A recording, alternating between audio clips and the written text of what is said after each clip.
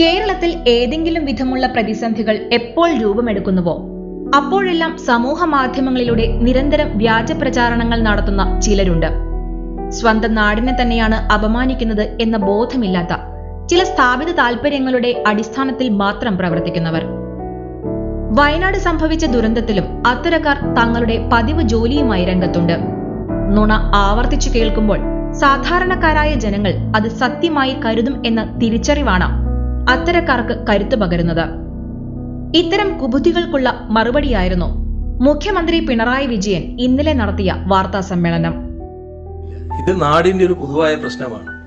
നമ്മൾ ഈ പ്രദേശത്തുള്ളവര് എല്ലാവരും ഏതെങ്കിലും തരത്തിൽ നമ്മുടെ നാടിന് വേണ്ടാത്തവരാണോ?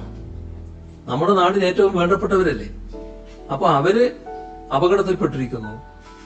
ആ അപകടത്തിൽപ്പെട്ടവരെ എങ്ങനെയൊക്കെ സഹായിക്കാം, എങ്ങനെ അതിന്റെ കൂടെ നിൽക്കാം, അതാണല്ലോ ഏത് രാഷ്ട്രീയ പാർട്ടിയും ചിന്തിക്കുക. എവിടെയും ചില ആളുകള് തെറ്റായ പ്രചരണങ്ങൾ നടത്തുന്നവരുണ്ടാവും. ആ തെറ്റായ പ്രചരണം നടത്തുന്നവരെ പൊതുവൽക്കരിക്കരുത്. അത് ഒറ്റപ്പെട്ടതാണെന്ന് കാണണം. അതിന്റെ കൂടെയാണ് മറ്റെല്ലാവരും എന്ന് നമ്മൾ ചിന്തിക്കരുത്. സർക്കാരിന്റെ ദുരിതാശ്വാസ നിധിയുമായി ബന്ധപ്പെട്ട വലിയ വ്യാജ പ്രചാരണങ്ങളാണ് ഓരോ ദുരന്തകാലത്തും സമൂഹ മാധ്യമങ്ങളിൽ പ്രധാനമായും നടക്കുന്നത്. ദുരിതാശ്വാസ നിധിയിലേക്ക് നൽകുന്ന പണം അർഹതപ്പെട്ടവർക്ക് എത്തുന്നില്ലെന്നും അത് ജനപ്രതിനിധികളും ഉദ്യോഗസ്ഥരും സ്വകാര്യ ആവശ്യങ്ങൾക്കായി ചെലവഴിക്കുകയുമാണെന്നുമാണ് ഇക്കൂട്ടർ നിരന്തരം പറഞ്ഞുകൊണ്ടിരിക്കുന്നത്. ദുരന്തബാധിതർക്ക് നേരിട്ട് സഹായം നൽകുക എന്ന വാചകത്തോടെയായിരിക്കും പലപ്പോഴും സന്ദേശം അവസാനിക്കുക.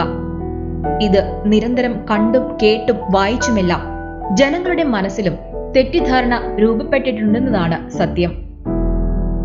ദുരിതാശ്വാസ നിധി എന്ന് പറയുന്നത് നമ്മുടെ നാടിന്റെ ദുരിതം അനുഭവിക്കുന്നവർക്ക് ചെലവഴിക്കാനുള്ള നിധി തന്നെയാണ്. അത് ആ നിലക്ക് തന്നെയാണ് ചെലവഴിക്കപ്പെടുക. അതിനകത്ത് ഒരു തരത്തിലുള്ള ക്രമക്കേടുകളും ഉണ്ടാകില്ല എന്നുള്ളതാണ് വസ്തുത. മലയാളി കൈവരിച്ച സാമൂഹിക സാംസ്കാരിക പുരോഗതിയുടെ തിരുനാളം മനസ്സിൽ കാത്തു സൂക്ഷിക്കുന്ന നിരവധി പേർ നമുക്ക് ചുറ്റുമുണ്ടെന്നതാണ് നാടിന് ഏറ്റവും പ്രതീക്ഷ നൽകുന്ന ഘടകം. ഏതു വ്യാജ പ്രചാരണങ്ങൾക്കിടയിലും അവർ കേരളത്തിനൊപ്പം നിലകൊള്ളുന്നു, മനസ്സറിഞ്ഞ് സഹായിക്കുന്നു. ആ സഹായങ്ങളിൽ വലുപ്പ ചെറുപ്പങ്ങളില്ല. സാധിക്കുന്ന വിധം ദുരന്തബാധിതരെ സഹായിക്കുക എന്ന മാനവികമായ ചിന്തയാണ് അവർ ഓരോരുത്തരും പ്രകടിപ്പിക്കുന്നത്. വ്യാജ പ്രചാരണങ്ങളിൽ വഞ്ചിതരാകാതിരിക്കാൻ ഒരിക്കൽ കൂടി അഭ്യർത്ഥിക്കുന്നു. അതുപോലെ തന്നെ ഔദ്യോഗിക സന്ദേശങ്ങൾ മാത്രം പ്രചരിപ്പിക്കുക.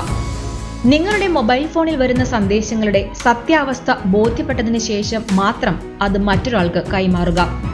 തെറ്റായ സന്ദേശമാണെന്ന് ബോധ്യപ്പെട്ടാൽ ആ വിവരം അയച്ച വ്യക്തിയെ അത് അറിയിക്കുകയും ചെയ്യുക. സതുദ്ദേശത്തോടെ അയച്ച സന്ദേശമാണെങ്കിൽ അദ്ദേഹം തെറ്റ് തിരുത്തുക തന്നെ ചെയ്യും.